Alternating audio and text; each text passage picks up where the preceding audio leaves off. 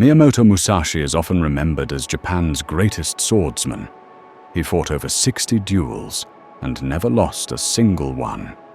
His name is legendary, and his skill with the sword is unmatched, so much so that he was able to create a whole new fighting style, revolutionizing the art of swordsmanship.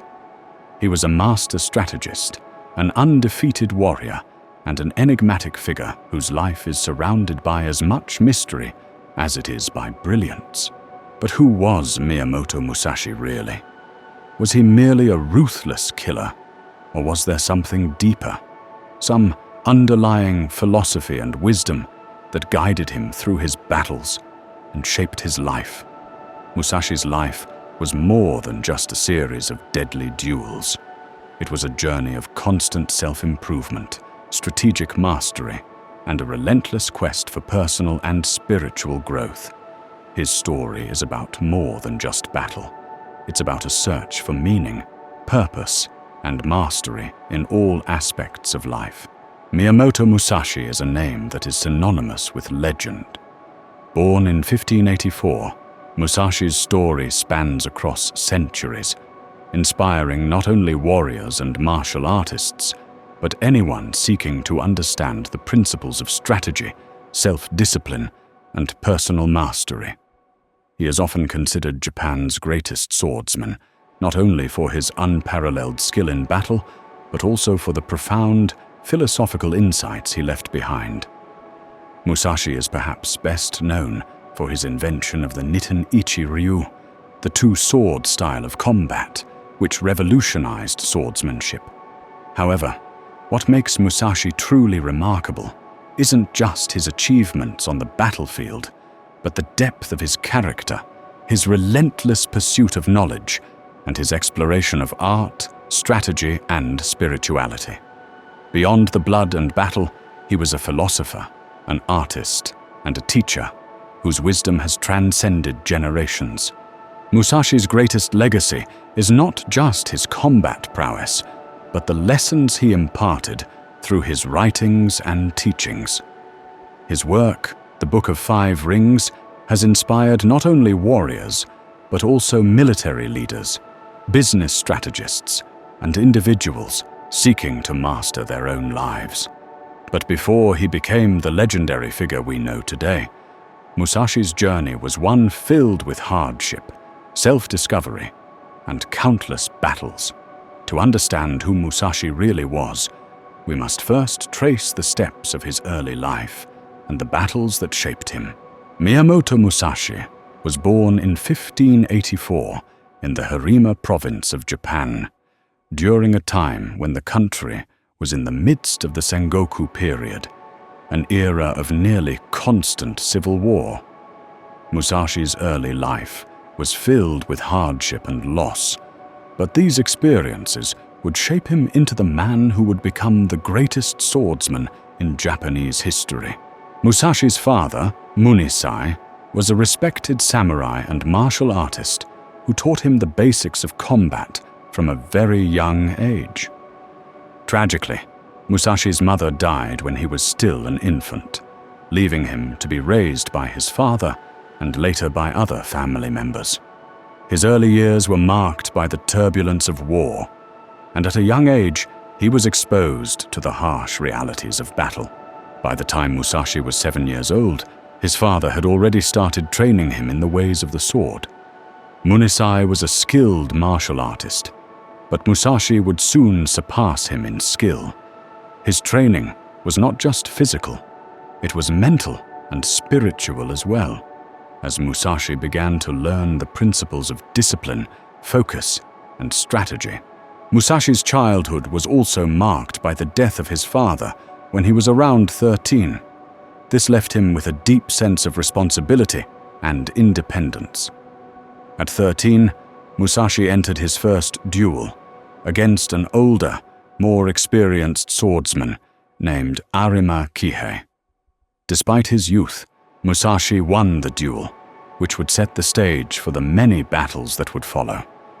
This victory at such a young age was not simply a testament to his physical skill, but also to his mental fortitude. Even at 13, Musashi understood that victory in combat was not just about strength, but about strategy, timing, and mental clarity. This early experience would shape Musashi's approach to every duel and battle that would come in his life. Following his first successful duel at the age of 13, Musashi's life as a duelist was only beginning.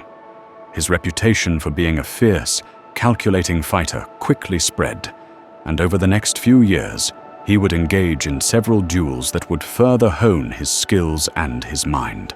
One of the most notable early duels was against a famous swordsman named Seijuro. Seijuro was known for his mastery of the traditional sword techniques, but Musashi, with his wild, unconventional approach, defeated him with relative ease. What made Musashi's victory particularly remarkable was not just his skill with the sword, but his ability to read his opponent's movements and predict their actions, an early indication of his developing mastery in strategy and psychological warfare. As Musashi continued to duel, he began to develop his own philosophy of combat, one that went beyond just winning through superior strength. He understood that the greatest warriors were not just skilled in swordplay, but in reading the flow of battle, adapting to different situations, and maintaining a calm, composed mind.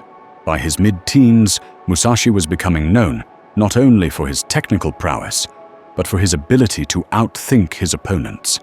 He realized that to truly master the sword, he would need to understand not just the techniques, but the deeper principles behind them. Combat for Musashi became an art, a way to express clarity of mind, understanding of self, and mastery over one's emotions. This period of his life set the stage for what would become the defining battles of his career.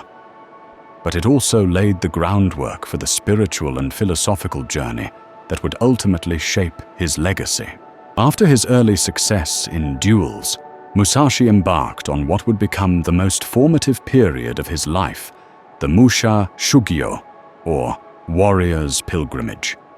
This was a time for him to refine his martial skills and, more importantly, to seek wisdom and enlightenment through travel, study, and solitude. The concept of the Musha Shugyo was not unique to Musashi. Many samurai would undertake this journey in their youth, leaving their villages to wander Japan, seeking challenges and learning from different schools of swordsmanship. But Musashi's pilgrimage was different. While others sought the teachings of various masters, Musashi chose to travel alone, relying on his instincts and his ability to learn from every experience, rather than from any formal school of thought. This journey took him to many places across Japan, including remote villages and bustling towns where he would engage in duels with local swordsmen, learning from each encounter. It was during this time that Musashi began to develop his own unique approach to sword fighting, one that did not adhere strictly to traditional techniques, but instead integrated elements from various schools of thought and combat styles. The wandering years were not just about physical training, but mental discipline as well. Musashi spent considerable time reflecting on the nature of combat, studying the art of strategy, and observing the natural world around him. It was during these years that he also became deeply interested in Zen Buddhism, which would play a significant role in shaping his philosophy of life and combat. As Musashi continued his journey, he became more and more renowned, and his reputation as a master swordsman spread far and wide. Yet, despite his growing fame, Musashi remained humble, always seeking to improve himself rather than resting on his laurels. His pilgrimage allowed him to refine his skills and mindset, preparing him for the incredible duels and challenges that lay ahead. Although Musashi was most famous for his duels, his early career was also shaped by the larger conflicts of his time, most notably the Battle of Sekigahara in 1600. The battle was one of the most significant events in Japanese history, as it marked the beginning of the Tokugawa shogunate, which would rule Japan for over 250 years. Musashi was still a young man during this conflict, and although he did not directly participate in the battle, it had a lasting impact on him. Musashi, like many samurai of the time, would have been aware of the strategic importance of the battle, which was fought between the forces of Tokugawa Ieyasu and those loyal to the Toyotomi clan. It was a conflict that would shape the future of Japan. Musashi's time at Sekigahara was a lesson in the larger scale of war. While his focus had primarily been on one-on-one combat in duels, Sekigahara taught him about the importance of understanding the ebb and flow of large-scale warfare. The battle showed him that war was not just about individual skill. It was about leadership, strategy, and the ability to understand the movements of thousands of soldiers in unison. Musashi's keen observations of the battle and his analysis of the leader's tactics helped him refine his own understanding of strategy. He began to see that the principles of swordsmanship he had honed in his duels could be applied to larger conflicts as well. Musashi would later incorporate many of these lessons into his own teachings, particularly in his famous work, The Book of Five Rings, where he explores the principles of strategy that are applicable both in combat and in life. The Battle of Sekigahara may not have been the place where Musashi fought directly, but it was a pivotal moment in his development as a strategist. It reinforced his understanding of the importance of adaptability, the need for clear vision, and the value of remaining calm in the chaos of war. Perhaps no other event solidified Musashi's reputation as an unmatched swordsman more than his series of duels with the Yoshioka clan. The Yoshioka clan, a well-known and respected family of swordsmen, had a prestigious dojo in Kyoto, and their reputation was built on their skilled warriors. When Musashi was still in his teens, he found himself challenged by the Yoshioka clan, who considered him a young upstart. Musashi, however, had no fear. He accepted the challenge, and in a series of duels, he faced multiple members of the Yoshioka family, one by one. The first duel was against a young Yoshioka member, who was no match for Musashi's raw skill and unconventional style.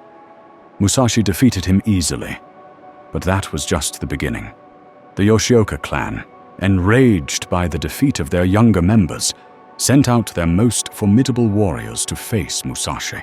In a remarkable display of his ability to fight multiple opponents, Musashi defeated the entire Yoshioka dojo in a series of one-on-one duels. His style was unconventional and unpredictable, using both hands to wield a katana and a wakizashi, a technique that had never been seen before. His ability to fight multiple skilled swordsmen simultaneously, with unmatched precision and agility, solidified his reputation as an unparalleled swordsman. The Yoshioka clan, embarrassed by their losses, sought to challenge Musashi once again. But Musashi had already proven that his skill, strategy, and mental discipline made him a force to be reckoned with. These duels were not just a physical challenge, they were a testament to Musashi's unique approach to combat, where strategy and adaptability were as important as sword skill. If there is one duel that defines the legacy of Miyamoto Musashi, it is his legendary confrontation with Sasaki Kojiro. The story of this duel has been passed down through generations, and it is the pinnacle of Musashi's swordsmanship, strategic brilliance, and unwavering resolve. Sasaki Kojiro was no ordinary opponent. He was one of the most famous swordsmen of the time, known for his unmatched technique, the Tsubame Gaeshi, the swallow reversal, a swift, precise strike that could slice through an opponent in an instant. His reputation as a fierce warrior rivaled Musashi's, and the two had long been considered natural adversaries. The duel was arranged at the behest of Kojiro's supporters, who sought to prove that he was the superior swordsman. Musashi, however, was not one to be intimidated. He accepted the challenge, but he did so on his own terms. Musashi arrived late to the duel, intentionally arriving after the appointed time to throw his opponent off balance and demonstrate his mastery of psychological warfare. He also arrived alone, with nothing but a wooden sword he had crafted from an oar, which he had deliberately prepared for the duel in advance, showing his commitment to unorthodox strategies. The duel took place on a remote island, where the two swordsmen faced off in the early morning mist. The tension between them was palpable, and both warriors were prepared for a fight to the death. As the duel began, Kojiro launched a series of rapid strikes, but Musashi's calm and deliberate movements allowed him to evade every attack. Musashi's strategy was clear. He would wait for the right moment to strike. Finally, after a prolonged exchange, Musashi made his move. He swung his oar sword with incredible speed and precision, striking Kojiro in the head and killing him instantly. The moment was both a triumph of skill and a demonstration of Musashi's psychological prowess.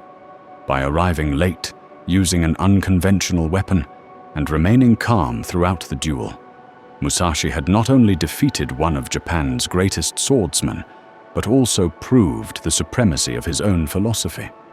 The duel with Sasaki Kojiro became the stuff of legend, cementing Musashi's place in history as the greatest swordsman to ever live. It was a defining moment, not just in Musashi's career, but also in the annals of samurai history.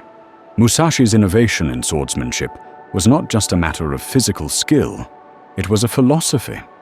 His most famous contribution to martial arts was the creation of the Niten Ichi-ryū, the two-sword style, an approach that revolutionized combat techniques in Japan. For centuries, the samurai had been taught to wield a single sword with great skill, but Musashi recognized that there was more to combat than the traditional one-on-one technique. He developed the Niten Ichi-ryū style, using both a katana, long sword, and a wakizashi, short sword, simultaneously. This approach was revolutionary because it allowed the practitioner to fight with both offense and defense at the same time, covering more angles and adapting to the chaos of combat. Musashi's two-sword technique was built on the principle of balance, using both weapons to create a dynamic flow of movement. The katana would be used for powerful, sweeping strikes, while the wakizashi could be used for quick thrusts or to defend against an opponent's attacks. The two swords were not simply used in tandem, they were used in harmony, with each one complementing the other. Musashi's ability to control both weapons with such precision and fluidity was unmatched, and it became the hallmark of his style. The Niten Ichi-ryū was not just a technique, it was a philosophy. Musashi's training was focused on adapting to the situation, staying flexible, and using his environment to his advantage. His style was rooted in his broader approach to life, one that emphasized adaptability, patience, and the importance of constant learning. Musashi's creation of the Niten Ichi-ryū style was a direct response to the limitations of traditional swordsmanship. He understood that in combat, one could not always rely on rigid techniques or preconceived notions. Instead, he taught his students to be adaptable, to think outside the box, and to trust their instincts. Today, the Niten Ichi-ryū remains one of the most respected schools of swordsmanship in the world. Its influence extends far beyond Japan, inspiring martial artists and swordsmen across the globe.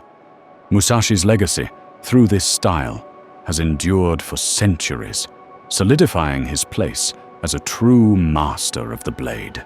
Miyamoto Musashi is often remembered solely for his unmatched prowess with the sword, but he was also a man of great artistic talent and spiritual depth.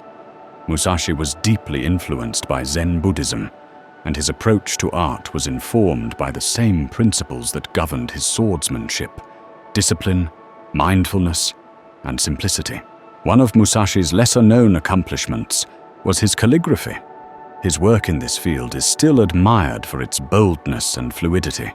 Just as he wielded his sword with precision and grace, Musashi applied the same philosophy to his brushwork. His calligraphy was not just about forming beautiful characters. It was about expressing a deeper understanding of life and the nature of the world. His brushstrokes were deliberate, yet free, and they captured the same fluidity that characterized his swordplay. In addition to calligraphy, Musashi was also an accomplished painter. His paintings, often depicting nature or warriors, were done with the same intensity and focus as his combat. Musashi's approach to painting, like his swordsmanship, was rooted in Zen principles, emphasizing the importance of intuition, spontaneity, and simplicity. His exploration of Zen Buddhism also had a profound impact on his life and work. Through Zen, Musashi sought to quiet his mind, eliminate distractions, and cultivate a state of deep awareness. It was through this practice that he was able to maintain the calmness required for his duels, and it informed his worldview, allowing him to see beyond the material and focus on the essence of life. One of Musashi's greatest legacies is his philosophical and strategic masterpiece, the Book of Five Rings, Go-Rin no Sho. Written in 1645, just a few weeks before his death, this book remains a key text in martial arts, strategy, and philosophy. It was Musashi's attempt to distill his years of experience, not only as a swordsman, but as a strategist, into a comprehensive guide for those who sought to master the art of combat and life itself. The book is divided into 5 sections, each representing one of the elements: earth, water, fire, wind, and void. These elements symbolize different aspects of combat and strategy, as well as broader life principles. Musashi's approach is not just about physical fighting. It's a mental and philosophical guide to achieving victory in any conflict, whether on the battlefield or in personal endeavors. Earth represents the foundational knowledge of combat. It teaches the importance of mastering the basics, having a deep understanding of your weapon, your opponent, and the battlefield itself. Musashi emphasizes that a strong foundation is key to success, whether you're facing a sword fight or any life challenge. Water symbolizes adaptability and fluidity. Just as water flows around obstacles, Musashi teaches the importance of being flexible in your approach. Combatants should not be rigid or predictable, but rather capable of flowing and adjusting to changing circumstances. Fire represents the intensity and aggression of battle. It's about seizing the moment and attacking with speed and precision. Musashi encourages fighters to strike quickly when the opportunity arises, to use their passion and determination to overpower the enemy. Wind refers to the study of other schools of thought and techniques. Musashi suggests that one must understand the methods of others in order to know how to counter them. He advises learning from all sources, adapting and innovating based on what you have learned from your adversaries. Void represents the spiritual and mental state of a master. This is the concept of detachment, of being beyond mere technique and reaching a state where the warrior is fully aligned with their surroundings. It speaks to the higher state of awareness, where one acts without thought, with perfect clarity and precision. The Book of Five Rings is not merely a treatise on sword fighting. It is a guide to achieving mastery in any endeavor. Whether one is a warrior, a business leader, or an artist, the lessons within the book resonate deeply. Musashi teaches that success is not just about defeating opponents. It's about mastering oneself, achieving a state of inner peace, and applying strategic thinking to all aspects of life. Musashi's writing reflects his broader philosophy, one of constant learning, self-discipline, and spiritual growth. He stresses that a true warrior must be as adept in mind and spirit as they are with the sword. This philosophy has inspired countless individuals across the world, making the Book of Five Rings a timeless masterpiece of strategic thinking and self-development. In his later years, Musashi's life took a significant shift away from the battlefield.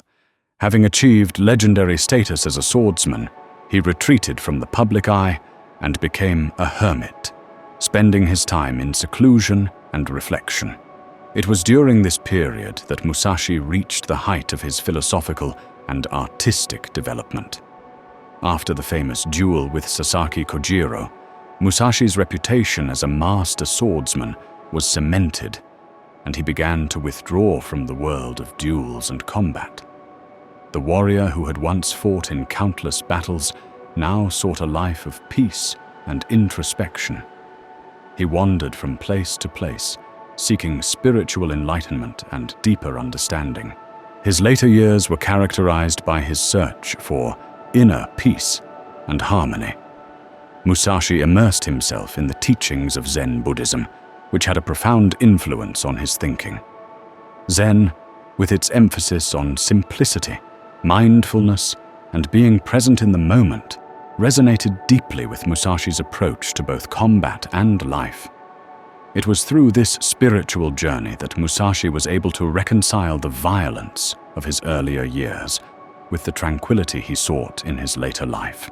During this time, Musashi also began to focus on his artistic endeavors. He created some of his most famous paintings and calligraphy, which were often inspired by his meditative practices. These works are considered masterpieces of Japanese art, capturing the serenity and depth of Musashi's inner world.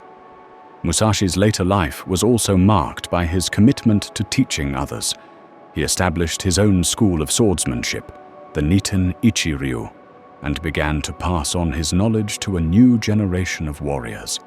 He taught not only the physical techniques of the sword, but also the philosophy that underpinned his martial arts.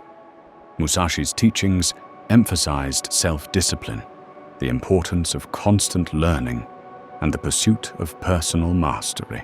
In his final years, Musashi embraced a life of quiet reflection, content to leave behind a legacy of wisdom and strength.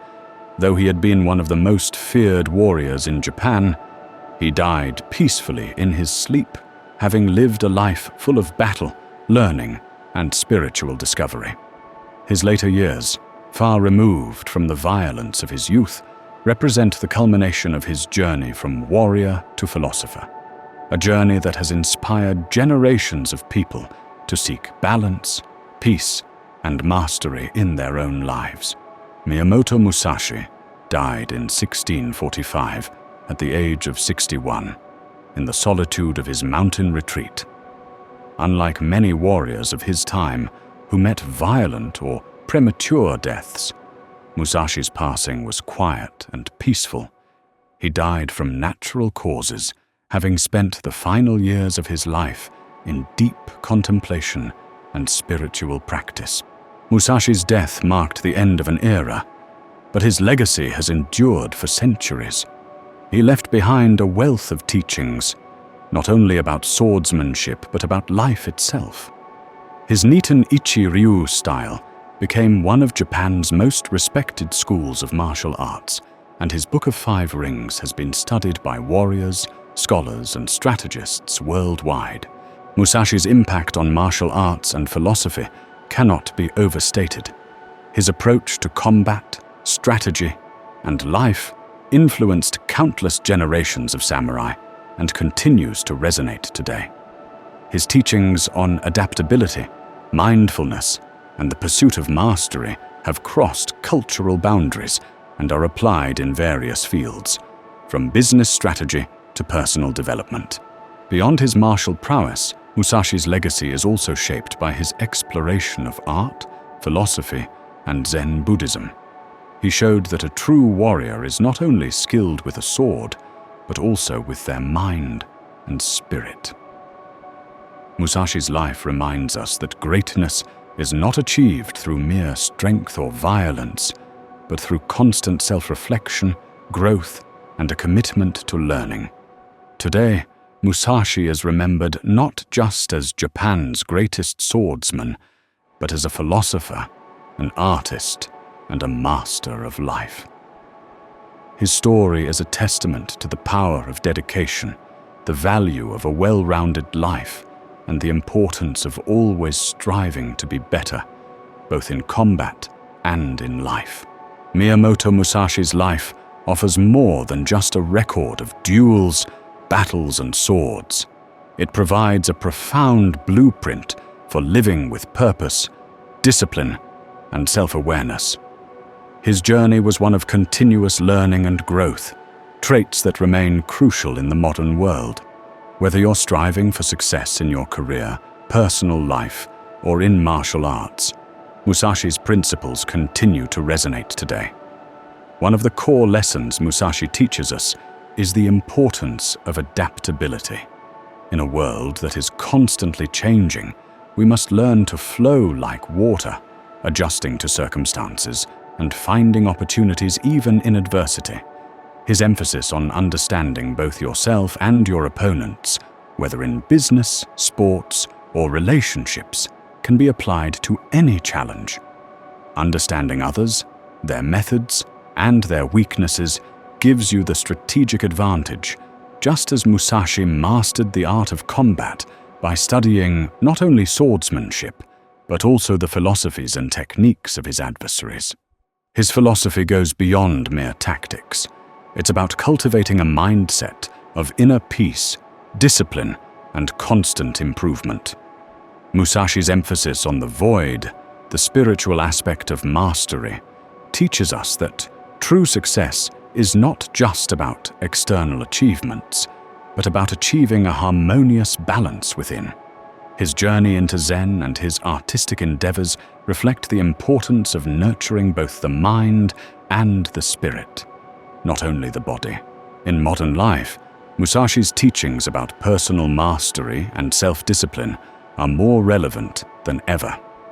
His ability to focus, his constant drive for self-improvement, and his philosophical approach to conflict provide a timeless roadmap for overcoming challenges in any field. Whether you're seeking to become a better leader, improve your skills, or develop deeper personal insight, Musashi's principles offer valuable lessons on how to approach obstacles with wisdom and clarity. Additionally, Musashi's legacy reminds us that greatness is not only defined by victories in battle or external recognition. His later life, as a hermit and philosopher, exemplifies that true greatness lies in one's inner journey, discovering peace, wisdom, and purpose within. He teaches us that the real victory is not in defeating others, but in conquering our own limitations, finding our own path, and becoming the best versions of ourselves. As we look to the future, Musashi's teachings remain a guiding light for all who seek mastery, not just in combat, but in life. His ability to blend strategy, philosophy, and art continues to inspire not only martial artists, but thinkers, leaders, and individuals worldwide. In a rapidly evolving world, where the landscape of challenges and opportunities is constantly shifting, the lessons from Musashi's life of discipline, strategy, adaptability, and wisdom can guide us toward greater success, inner peace, and self-realization. In the end, the story of Miyamoto Musashi is not just the story of a warrior, it's the story of a person who sought to master every aspect of life. His legacy teaches us that, no matter the field we choose, true mastery comes from understanding both the external world and our internal self. By embracing Musashi's philosophy, we can all strive to live lives of purpose, clarity, and lasting impact.